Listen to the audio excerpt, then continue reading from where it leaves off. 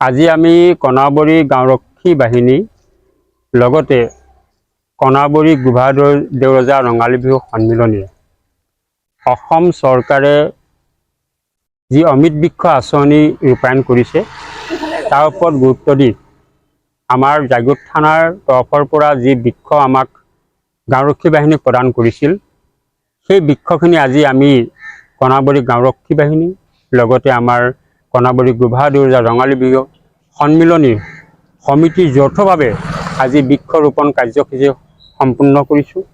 ইয়াৰ উদ্দেশ্য আৰু লক্ষ্য আমাৰ এটাই, যাতে আমাৰ যি বৰ্তমান দেশত প্ৰদূষণ হৈছে যাতে আমি বৃক্ষ ৰোপণৰ কাৰ্যসূচীৰ জৰিয়তে এই প্ৰদূষণ মুক্ত কৰি এখন সুস্থ আৰু সবল সমাজ আমি গঢ়ি তুলিব পাৰোঁ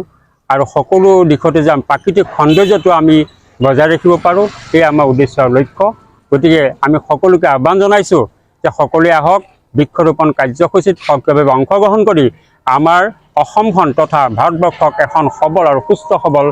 আমি দেশ হিচাপে পৰিগণিত কৰি তুলিব পাৰোঁ, এই আমাৰ উদ্দেশ্য আৰু লক্ষ্য।